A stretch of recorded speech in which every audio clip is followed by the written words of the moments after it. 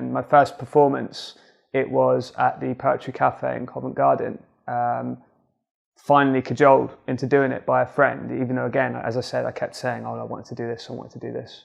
But it took about 4 months living in London before I actually did anything. So for 4 months I was just mucking about, repeating the same old patterns with my job, friendships, etc.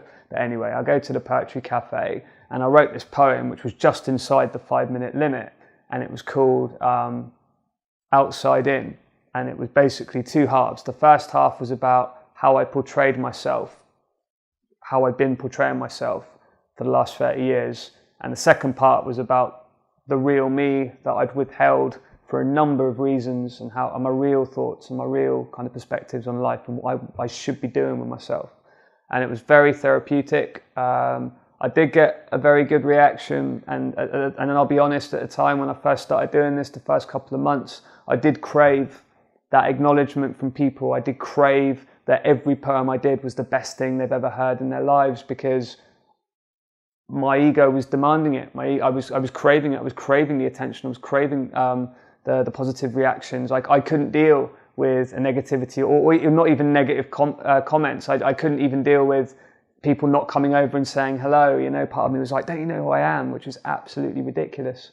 But I was very nervous as well. So I never introduced myself to a lot of the poets, a lot of the performers for the first 2-3 months of doing this. I didn't. I'd just be the one sitting in the corner. I'd perform, be upset if I didn't get a standing ovation, sit down, stay till the end, but then go home. And I lived like that for a long time until I realised that it was absolutely insane. When I finally plucked up the courage, it was an event called Bang Said the Gun. I spoke to Kat Brogan, one of the features, and she was brilliant. Like, I spoke to her for about half an hour, bless her. She was great, really welcoming, gave me plenty of advice, and she spoke about physicality, because although I was aware and I appreciated how physical performance and stage presence, we see a lot of the poets on the circuit, stage presence really can be just as captivating as the words they're saying. For me, it was all about just, you know, not looking away from the page. I was still at that early stage. I was like, every word was written down. I couldn't make eye contact. I couldn't face the prospect of getting my words wrong. You know, I was too nervous. I was too afraid. So I had a great conversation with her about using my physicality, about learning my pieces, and from that inspired, I guess, I mean, it's not blowing my own trumpet, but I guess the first poem that inspired the first poem I think I've done, which now people are starting to recognise on the circuit, which was called Bones, which is about people's perceptions of my physical appearance and my response to it. And I remember writing this, going to an event for the first time, and a little voice in the back of my head, I don't know what it was, just said, do this topless. And up until that point, I was completely petrified of performing. You know, like, as I reiterate, I could barely look up from the page. Like, I still hadn't learnt this poem, and I was so worried about the feedback I was going to get. But something just said, no, screw that. It's artistically relevant to what you're doing. Do it topless, just do it. So without it was just bizarre how it just clicked. Without even thinking about it, I took my shirt off.